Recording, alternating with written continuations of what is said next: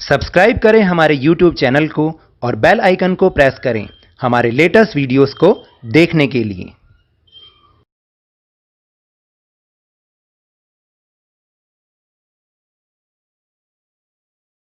Hello and welcome to Lovneesh sir की class. आज की ये शिक्षा निदेशालय राष्ट्रीय राजधानी क्षेत्र दिल्ली की वर्कशीट नंबर 23 जो कि कक्षा 7वीं के विद्यार्थियों के लिए है। यहाँ गलती से लिख दिया गया है क्योंकि यह 7वीं कक्षा के विद्यार्थियों के लिए ही है और उन्हीं की कक्षा का ये पाठ है। इसमें हम आज की इस वर्कशीट में पाठ नंबर 17 यानी वीर कुंवर सिंह को समझने का प्रयास करेंगे, उनकी कहानी को समझेंगे। हालांकि हमने पिछली वर्कशीट में भी इस पाठ को समझा है और हमने ये उसमें जाना है कि वीर कुंवर सिंह वाकई ही वृद्ध होकर भी इतने बहादुर व्यक्ति थे। उन्होंने अंग्रेजों से बहुत वीरता के साथ लड़ाई लड़ी और 1857 के युद्ध में उनकी एक महत्वपूर्ण भूमिका थी। तो चलिए आगे जानते हैं उनके बारे में और समझने की कोशिश करते हैं। जगदीशपुर के जंगलों में बसुरिया बाबा नाम के एक सिद्ध संत रहते थे। उन्होंने ही कुंवर सिंह में देशभक्ति एवं स्वाधीनता की भावना उत्पन्न की थी, यानी कि देशभक्ति और स्वतंत्रता पाने की जो भावना थी वो बसुरिया बाबा ने ही उनमें जगाई थी। उन्होंने बनारस, मथुरा, कानपुर, लखनऊ आदि स्थानों पर जाकर विद्रोह की सक्रिय योजना बनाई। वे 1845 से 1846 तक काफी सक्रिय रहे और गुप्त ढंग से यानी चुपचाप तरीके से ब्रिटिश हुकूमत के खिलाफ विद्रोह की योजना बनाते रहे। उन्होंने बिहार के प्रसिद्ध सोनपुर मेले को अपनी गुप्त बैठकों की योजना के लिए चुना। सोनपुर के मेले को एशिया का सबसे बड़ा पशु मेला माना जाता है। देखिए, अब आपको एक और बात भी पता चल गई कि बिहार में जो सोनपुर का मेला है वो एशिया का सबसे बड़ा पशु मेला माना जाता है। यह मेला कार्तिक पूर्णिमा के अवसर पर लगता है। यह हाथियों के क्रय विक्रय के लिए भी विख्यात है, यानी इसमें हाथियों को बेचा और खरीदा जाता है।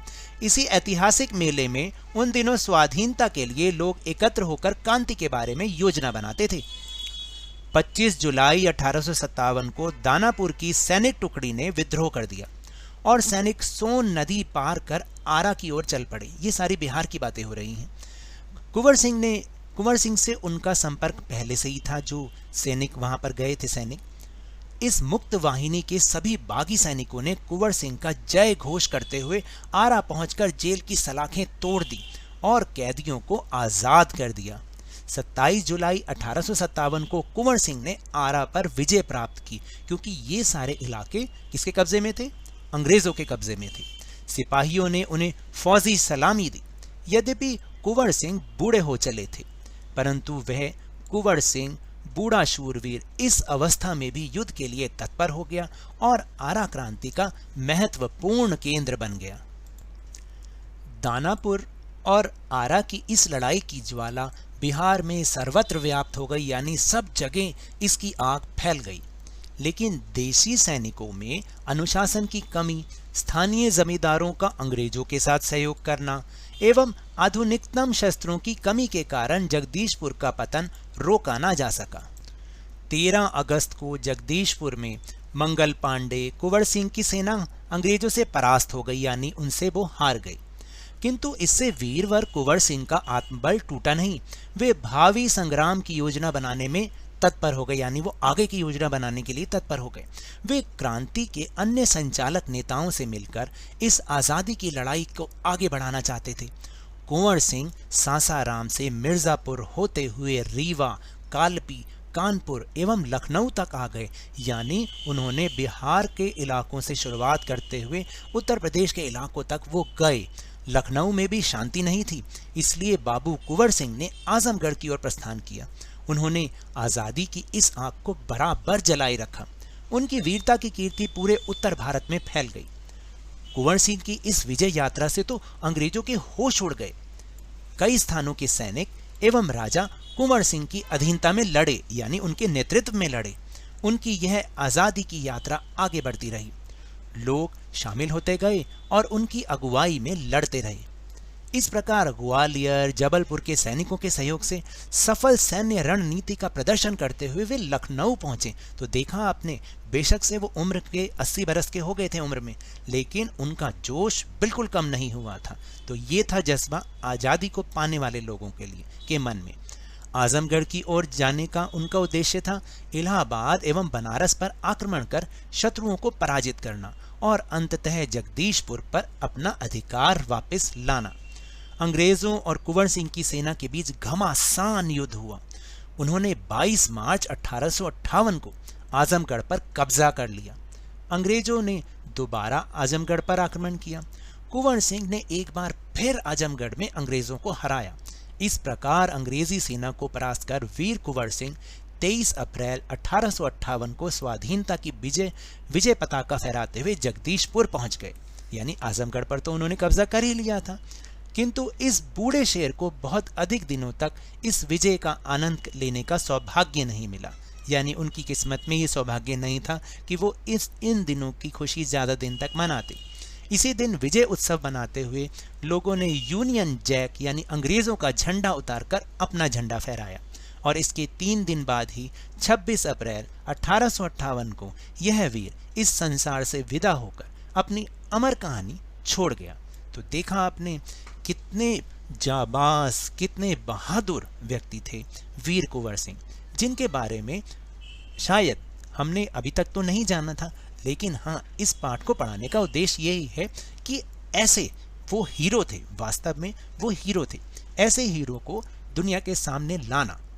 तो ये थी कहानी कुंवर वीर सिंह की। चलिए अब हम चलते हैं अपने प्रश्नोत्तर की ओर। तो पहला प्रश्न है कि कुंवर सिंह में देशभक्ति एवं स्वाधीनता की भावना किसने उत्पन्न की थी? तो इसका उत्तर बहुत ही सरल है कि बसुरिया बाबा नाम के एक सिद्ध संत ने ही कुंवर सिंह में देशभक्ति एवं स्वाधीनता की भावना को उत्पन्न किया था, या उत्पन्न उन्होंने की थी। फिर दूसरा प्रश्न है कि मेले मनोरंजन, खरीदारी और मेलजोल के लिए होते हैं। वीर कुंवर सिंह ने मेले का उपयोग किस रूप में किया? तो देखिए, वीर कुंवर सिंह ने बिहार के प्रसिद्ध सोनपुर मेले को अपनी गुप्त बैठकों की योजना के लिए चुना। यानी बिना किसी को बताए हुए वो वहाँ पर अपनी बैठकें करते थे, यानी अंग्रेज़ों को पता ना चले। और इसी ऐतिहासिक मेले में उन दिनों स्वाधीनता के लिए लोग एकत्र होकर क्रांति के बारे में योजना बनाते थे।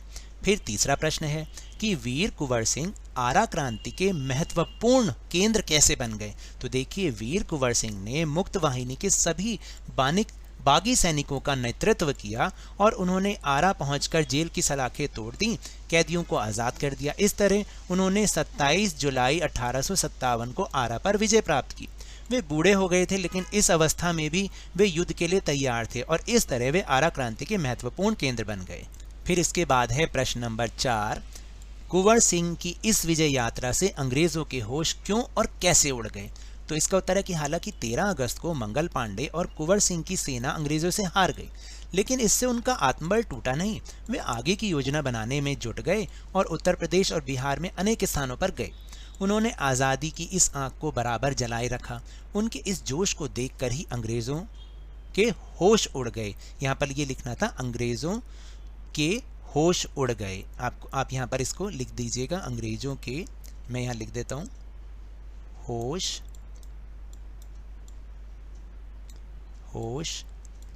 उड़ गए। आपने ऐसे लिखना है, होश उड़ गए। यहाँ लास्ट में आपको इस तरीके से लिखना है। फिर प्रश्न नंबर 5 है एक गतिविधि। जिस प्रकार यहाँ सोनपुर के मेले की बात हुई है, उसी प्रकार ऐसे ही किसी प्रसिद्ध मेले के बारे में अपने आसपास से जानकारी इकट्ठा करके लिखिए। तो देखिए, मैंने आपके लिए एक एग्जाम्पल यहाँ पर लिया है। आप भी अपने आसपास कोई बड़ा मेला लगता हो जिसके बारे में आपको पता हो, या आस पड़ोस में किसी को पता हो, तो उसको लिख के उसकी जानकारी लिख सकते हैं। जैसे नौचंदी मेला उत्तर प्रदेश के प्रसिद्ध मेलों में से एक है। नौचंदी मेला मेरठ में प्रतिवर्ष लगता है, यानी कि ये मेरठ उत्तर प्रदेश में लगता है। यह मेला मेरठ की शान है। यहाँ का ऐतिहासिक नौचंदी मेला हिंदू मुस्लिम एकता का प्रतीक है। हजरत वाले मियाँ की दरगाह एवं नवचंडी देवी यानी नौचंदी देवी का मंदिर एक दूसरे के निकट ही है। जहाँ मंदिर में भजन कीर्तन होते रहते हैं, वहीं दरगाह पर कव्वाली होती रहती है। मेले के दौरान मंदिर के घंटों के साथ अजान की आवाज़ एक सांप्रदायिक अध्यात्म की प्रतिध्वनि देती है। नौचंदी मेला प्रत्येक वर्ष नौचंदी मैदान में ही लगता है। इसकी खासियत है कि नौचंदी मेला केवल रात में लगता है, दिन में मैदान बिल्कुल खाली होता है और यह मेला चैत्र मास के नवरात्रि त्योहार से एक सप्ताह पहले से लग जाता है। तो ये तो थी आज की वर्कशीट। अगर मेरे इस तरह समझाने से आपको थोड़ा सा भी समझ में आया हो तो इस चैनल को ज़्यादा से ज़्यादा सब्सक्राइब कीजिए, लाइक कीजिए और बहुत ज़्यादा शेयर भी कीजिए। और हाँ, मेरे साथ इसी तरह वर्कशीट को समझते रहिए, लेकिन ध्यान और मन लगाकर पूरी मेहनत के साथ पढ़ते रहिए। और अगर आपको कोरोना को हराना है तो 2 गज अथवा 6 फीट की शारीरिक दूरी का पालन जरूर करें। हाथों को साबुन और पानी से नियमित रूप से धोते रहें और मास्क जरूर पहनें, क्योंकि जब तक दवाई नहीं तब तक कोई ढिलाई नहीं। धन्यवाद।